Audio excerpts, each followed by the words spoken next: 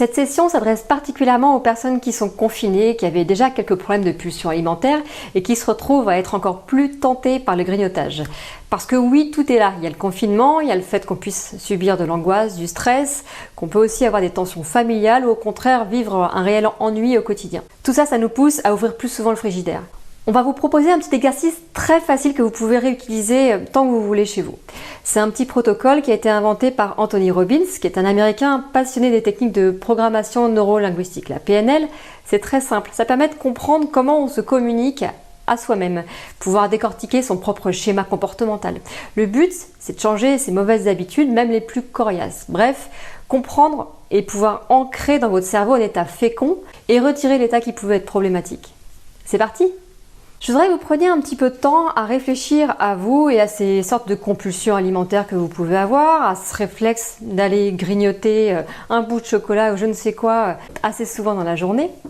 Que vous preniez le temps de vous en faire une sorte d'image. Si vous pouviez penser à vous la dernière fois que vous vous êtes mis à aller grignoter, à avoir ce réflexe d'aller manger alors que c'était pas le moment, que c'était pas adéquat, que vous puissiez fermer les yeux un instant et vous en faire une image très précise. Que vous puissiez vous voir, vous, quand vous êtes en train d'avoir ce comportement-là, que vous voudriez vraiment modifier. Quand vous aurez bien cette image-là, vous allez pouvoir la mettre de côté. On la réutilisera après. À présent, je voudrais que vous puissiez vous faire une nouvelle image. Vous allez vous créer une image de vous au même moment, mais avec le comportement que vous souhaiteriez vraiment avoir. Qu'est-ce que, à cet instant-là, vous souhaiteriez vraiment faire? Alors, il y a des milliards d'images qui peuvent vous venir en tête. Peut-être que vous allez vous retrouver à rigoler avec un membre de votre famille ou alors à vous détendre. Bref, je ne sais pas qu'est-ce qui peut vous venir à ce moment-là. Quand vous aurez cette image-là qui va vous venir dans la tête, du comportement que vous souhaiteriez vraiment avoir, je voudrais que vous la rendiez encore plus attrayante, encore plus attirante, cette image-là. Que vous puissiez moduler la lumière, la luminosité, y mettre les couleurs qui puissent la rendre encore plus attrayante, encore plus attirante. Alors, ce que vous allez pouvoir faire à présent, c'est remettre cette image-là de côté aussi. Et vous allez vous mettre à fermer les yeux toujours et à mettre en grand dans votre écran mental l'image de vous quand vous avez le comportement que vous voulez retirer. L'image de vous quand vous êtes en train de grignoter, que vous la mettiez en grand dans cet écran mental. Et en bas à droite, je ne sais pas si ce sera en bas à droite ou en bas à gauche, un peu comme dans les films américains, quand on voit le prochain film qui va être annoncé, que vous puissiez mettre en incrusté l'image de vous quand vous avez le comportement que vous voudriez vraiment avoir. Et puis, dans quelques instants, vous allez pouvoir faire une grande inspiration.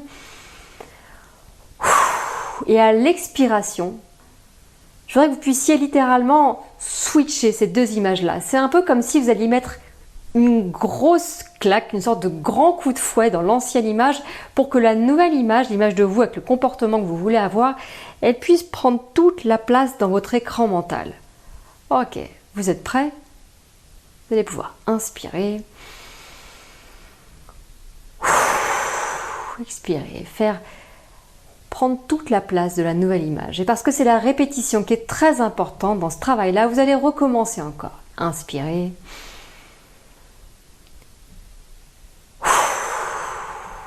Expirez. Et vous allez recommencer encore. Remettre en grand l'image de vous avec le comportement tout pourri, en bas à droite, en bas à gauche. L'image de vous, du comportement que vous souhaitez avoir. Et en même temps, vous allez parler à votre cerveau. Vous allez dire à votre cerveau de ressentir le bien que ça peut faire quand vous agissez comme vous voulez agir. Et vous allez parler à votre cerveau en même temps. Vous allez lui dire de ressentir ce que ça peut faire comme bien quand vous avez exactement le comportement que vous voulez avoir. De le ressentir, de voir aussi ce qui se passe. Quand vous avez exactement le comportement que vous voulez avoir. Ok, inspirez.